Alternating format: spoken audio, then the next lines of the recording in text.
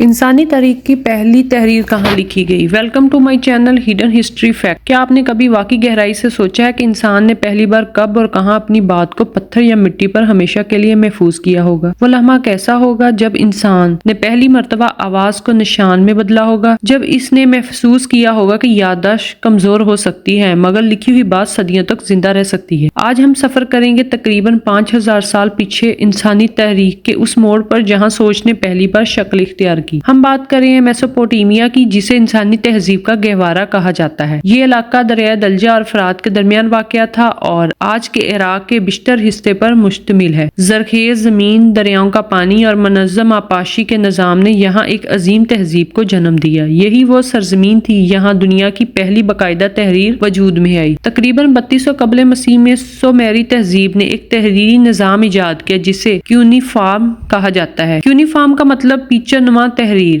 یہ تحریر گیلی مٹی کی تختیوں پر نوکدار آلے سے لکھی جاتی تھی۔ جب لکائی مکمل ہوتی تو ان تختیوں کو دھوپ یا آگ میں سکا دیا جاتا اور وہ سخت ہو کر ہزاروں سال تک محفوظ رہتی تھی۔ شروع میں یہ تحریر ادب یا فلسفے کے لیے نہیں تھی۔ اس کا مقصد بہت عملی تھا۔ اناج کا حساب رکھنا، مویشیوں کی تعداد لکھنا، تجارت کے سودے ریکارڈ کرنا، ٹیکس کا حساب کتاب محفوظ کرنا۔ یعنی تحریر کی پیدائش ضرورت سے ہوئی، لیکن یہی ضرورت بعد میں علم کی بنیاد بن گئی۔ جیسے جیسے معاشرہ ترقی کرتا گیا ویسے ویسے تحریر بھی ترقی کرتی گئی۔ چند سو سالوں کے اندر یہی تحریر قوانین، مذہبی عقائد، شاعری اور کہانیوں کے لیے استعمال ہونے لگی۔ دنیا کی قدیم ترین مشہور زرمیہ داستانوں میں سے ایک زرمیہ گلگامش بھی اسی کیونیفارم رسم الخط میں لکھی گئی۔ یہ کہانی ایک بادشاہ کی تلاش حقیقت، دوستی، موت اور ہمیشہ زندہ رہنے کی خواہش کے گرد گھومتی ہے۔ اس سے ہمیں معلوم ہوتا ہے کہ اس دور کا انسان صرف کھانے اور جینے تک محدود نہیں تھا بلکہ وہ زندگی کے معنی بھی غور کرتا تھا۔ اسی خطے میں دنیا کے اولین شہروں میں سے ایک اور آباد تھا جہاں منظم حکومتیں، عدالتیں، معیشت اور عبادت گاہیں موجود تھی۔ حیرت کی بات یہ ہے کہ جب دنیا کے اکثر حصوں میں انسان شکار اور خوراک جمع کرنے کے مرحلے میں تھا تو اس وقت میسوپوٹیمیا میں منظم شہری زندگی پروان چڑھ رہی تھی۔ ماہرین آثار قدیمہ نے جب ان علاقوں میں کھدائی کی تو ہزاروں مٹی کی تختیاں زمین برآمد ہوئی۔ ان تختیوں پر لکھی گئی تحریریں آج بھی پڑھی جا سکتی ہیں۔ یہ ایسے ہی ہے جیسے 5000 سال پرانا انسان